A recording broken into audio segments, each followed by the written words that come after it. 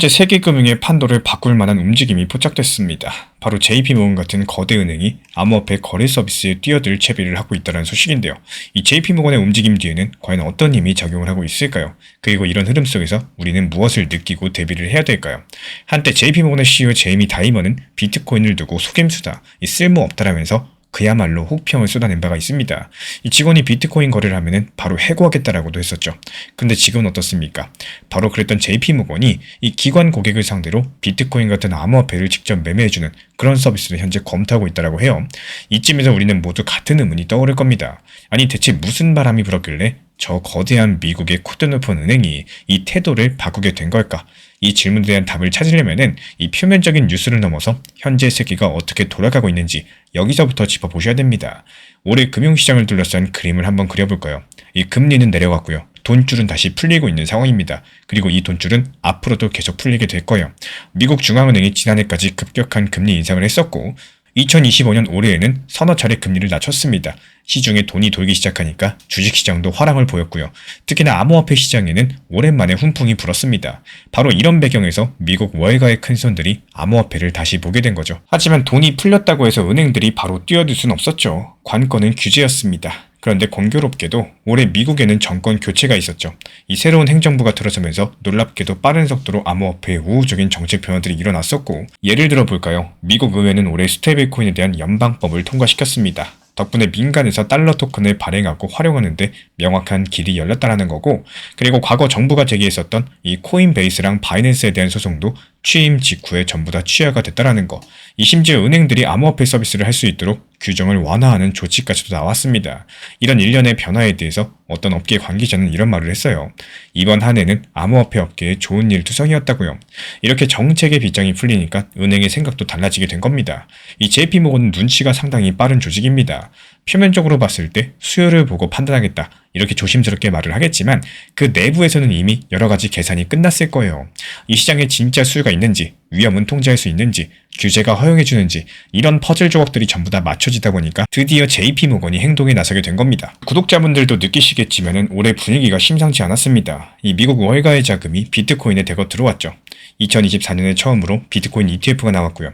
올해 2025년에는 그 규모가 상상을 초월할 정도로 커졌습니다. 이 세계 최대 자산운용사 블랙록이 내놓은 ETF 같은 경우는 1년 만에 6천억 달러에 가까운 자금을 끌어모았다고 해요.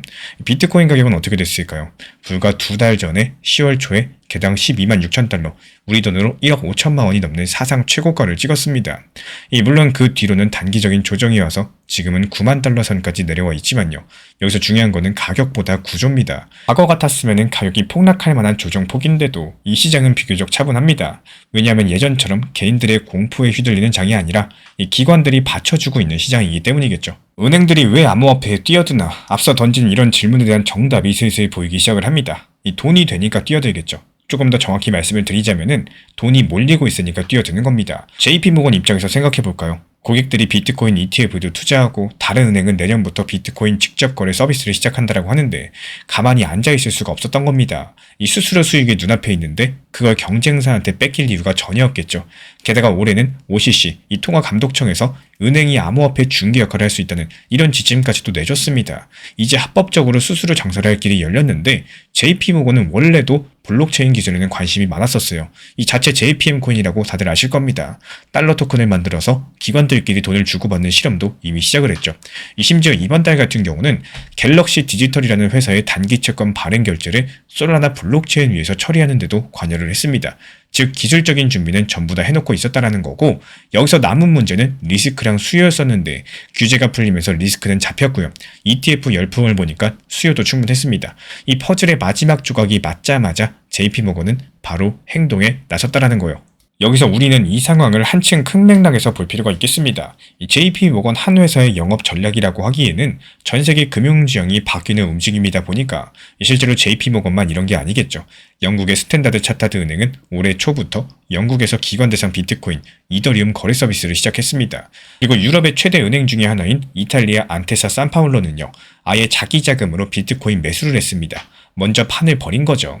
미국도 더 늦었다가는 금융 패권을 뺏길 수 있다, 이런 위기감이 분명히 있었을 겁니다. 이 트럼프 행정부가 노골적으로 미국을 크립토 자본으로 만들겠다라고 선언한 배경에도 이런 전략적인 계산이 깔려 있었습니다. 그리고 국제 정치 이야기를 잠깐 드려볼까요? 이 미국 달러는 세계 기축 통화로 군림을 해왔는데 최근에 몇 년 동안 브릭스 국가들을 중심으로써 탈달러 움직임이 일었습니다. 러시아, 중국 같은 경우는 자체 결제망을 만들고 중동 일부 국가는 기축 통화 다변화를 논의했었죠.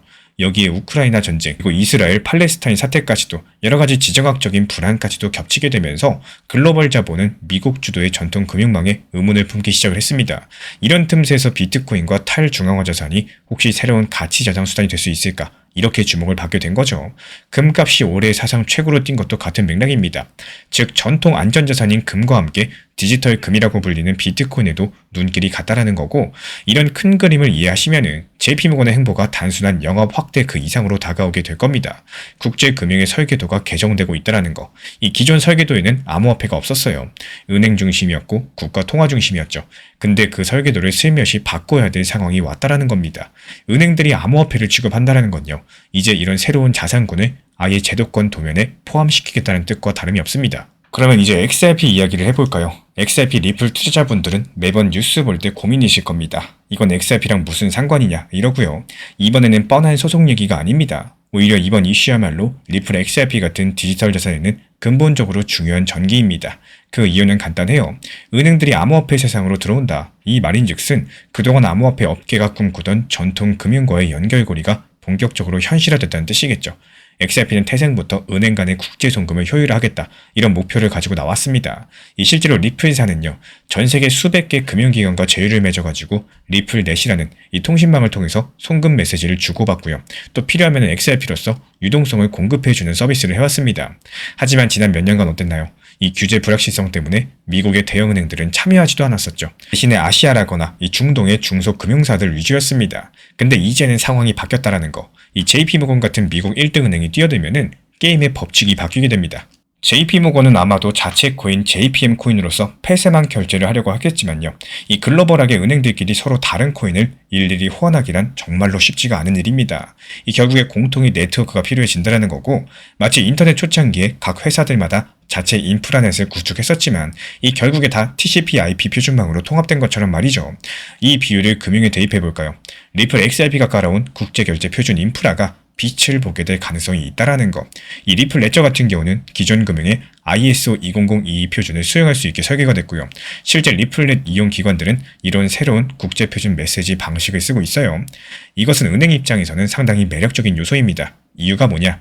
지금 쓰는 결제망, 이 스위프트망을 단번에 대체하기는 어렵겠지만 기존망과 새망을 함께 굴리다가 자연스럽게 전환할 수 있는 가교가 되어준다면 그 부담이 적기 때문이겠죠.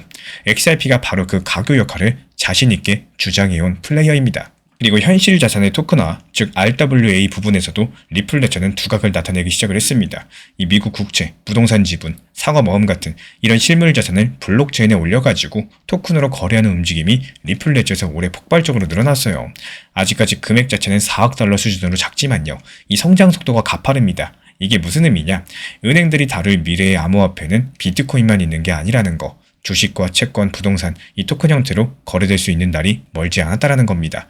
JP모건이 앞으로 기관국들한테 편하게 블록체인으로 주식 거래하세요, 이렇게 나올 수가 있다라는 거고, 그런 세상이 온다면은 리플레저 같이 빠르고 수수료가 저렴한 공용 네트워크가 당연히 각광을 받을 수가 있겠죠. 모든 자산이 토큰화되면요, 네트워크랑 네트워크를 연결해주는 브릿지 통화가 상당히 중요해지는데요. XRP는 그 역할을 자임해온 코인입니다. 이 지금 XRP는 가격보다 구조가 먼저 움직이고 있습니다. 이런 자산일수록 타이밍을 맞추겠다는 생각보다도 업비트 빗썸 현물 매매, 이 평단 관리하시면서 모아가는 전략이 훨씬 더 중요해지겠죠. 그래서 제가 따로 안내드리는 자료도 레버리지나 단타가 아니라요, 현물 기준으로만 정리해드리고 있습니다. 관심 있으신 분들은 고정 댓글창 참고해 주셔도 좋고요. 그렇다면 이런 큰 흐름 속에서 어떻게 포지션을 잡아야 될까요? 먼저 마음가짐부터 짚어보죠. 우리가 불과 2년 전만 해도 SEC 소송이네, 거래소 파산이네 이러면서 극도의 공포 국면을 겪었습니다. 그리고 작년에는 ETF 기대감에 극도의 탐욕 국면도 봤었죠. 그런 롤러코스터를 타면서 투자자들도 조금씩 성숙해졌습니다. 이제 웬만한 뉴스에서는 흔들리지가 않는 강한 손들도 늘었고요. 너무 흥분하시기보다는 한 걸음 떨어져서 구조를 보는 눈도 생겼습니다. 그리고 이번 JP모건 뉴스에 대한 시장 반응이 실제로 그랬어요. 엄청난 호재임에도 가격은 비교적 차분했습니다. 이미 부분적으로 예상된 흐름이기도 했었고요. 그리고 당장 내일 무슨 일이 벌어지는 건 아니니까.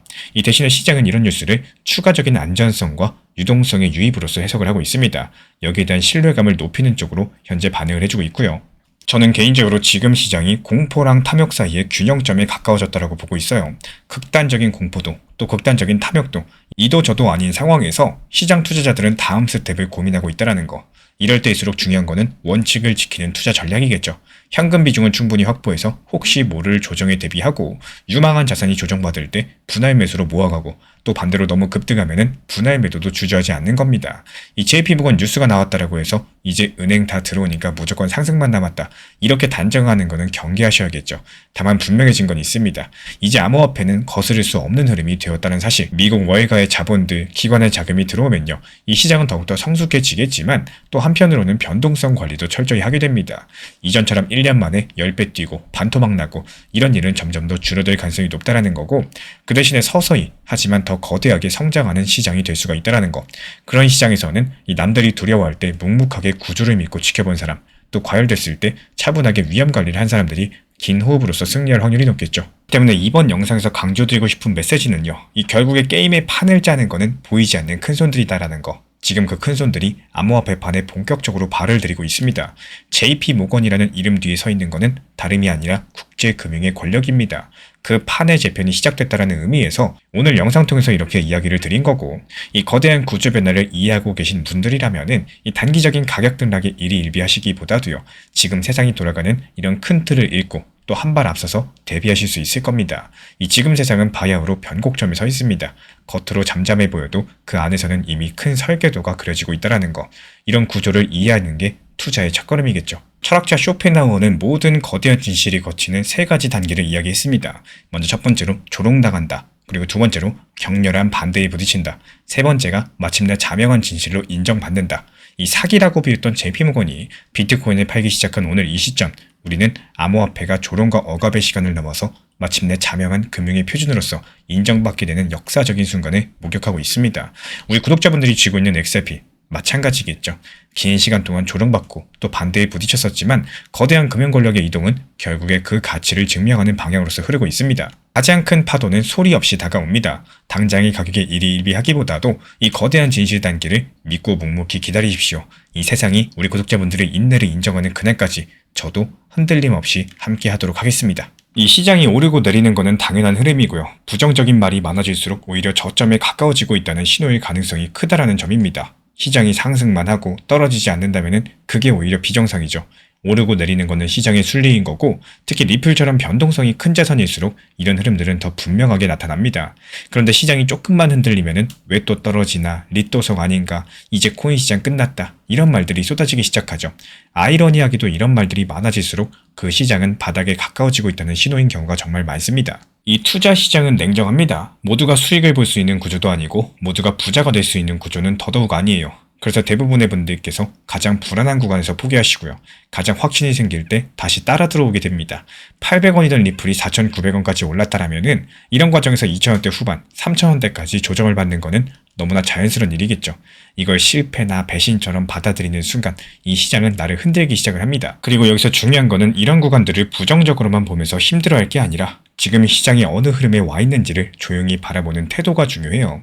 이 시장은 늘 반복되는 패턴 속에서 움직이고요. 그 패턴을 이해하신 분들만이 공포에 휘둘리지 않고 다음 단계를 준비할 수 있습니다. 결국에 시장은 감정을 시험합니다. 그리고 그 시험에서 살아남는 것은 가장 빨리 판단한 사람이 아니라 흔들리지 않고 흐름을 받아들인 사람이라는 걸 꼭 기억해 주셨으면 좋겠습니다. 이 코인 시장은 하루 오르내림만 보고 판단할 수 있는 단순한 시장이 아닙니다. 특히나 리플 XRP나 비트코인처럼 중장기 구조가 중요한 자산들은 이런 흐름을 꾸준하게 관찰하면서 지금 시장이 어느 단계에 있는지 차트랑 심리 그리고 수급을 함께 묶어서 이해하셔야지 손실을 줄일 수가 있어요. 그래서 제가 매일 직접 체크하는 가격 구간들, 시장 심리가 어디서 꺾이고 그리고 어디서 다시 살아나는지 여기에 대한 흐름을 정리해서 드리고 있습니다. 필요하신 분들께서 현재 번호로 신청 주시면 입장 도움 드리도록 하고요. 우리 구독자분들께서 혼자 고민하는 시간을 줄여드리기 위한 기준선을 제공드리도록 하겠습니다.